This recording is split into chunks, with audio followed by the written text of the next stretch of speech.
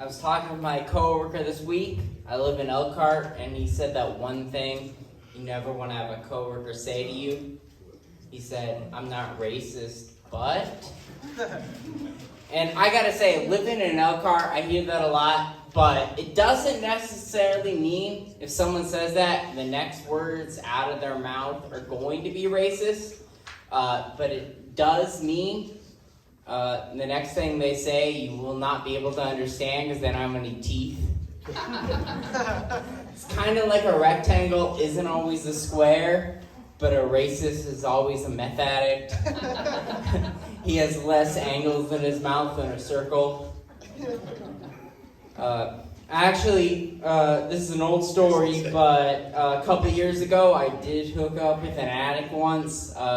She may or may not have been homeless.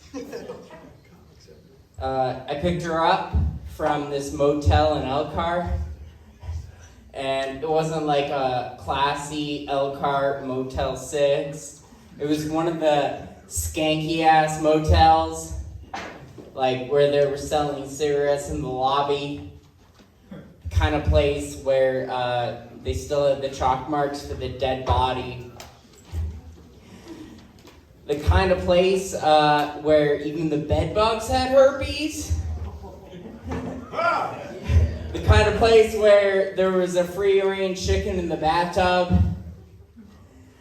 And so I picked her up, dude, and I was thinking about hooking up with her. I took her to a hotel. And it wasn't like a very classy hotel, but I still felt like it was better than Mr. Bates' Motel Murder Emporium. And I picked her up, dude, and I thought she'd be like, "Yo, this is a huge upgrade. This is kind of awesome." But of course not. She was from Elkhart. So the first words out of her mouth when we got into the hotel was, "Hey, Sky, can I do meth in your hotel room?" And no one's ever said that to me before. So at first I thought she said math. And I'm like, "What are you, autistic?" I'm on the spectrum, so like I can relate. Like if you need to do geometry to get in the mood, that's fine. But then she said it again, and I'm like, "Oh fuck, math." This went from A Beautiful Mind to Breaking Bad real quick. So I had a huge moral dilemma, right? I had an angel on one shoulder, a devil on the other. I looked at the angel, and he goes, "Hey Sky, you're better than this. Don't do this. Do not enable her addictions." And then I looked at the devil, and he's like, "Well, Sky, pussy's pussy." So I tried to go with the angel's advice, right? I'm a moral guy. I'm like, "No," I tried to say, "No, please don't do that. That's not okay." But before the words even got out of my mouth, she goes, "Just so you know, Sky, meth makes me really horny." And I turned into an auctioneer, like, sold! That was the easiest negotiation of my life. Right before I did it, though, I looked back at the angel one more time, see if he could talk me out of it. And he's already got his pants off, his dick in one hand, Viagra in the other. Like, normally, Sky, I'm not one for enabling addictions, but this might be the only way you can enable her to come. So, I'm a classy guy, though. I took it slow.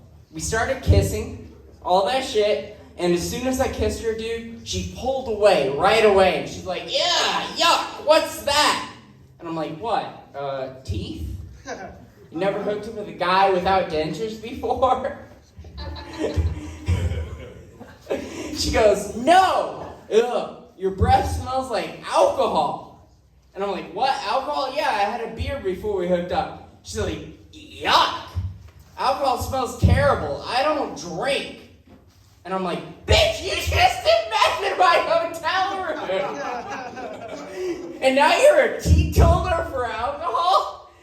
I've heard of California sober, where they don't drink, but they still smoke weed. What are you, fucking Elkhart sober? Alright, guys.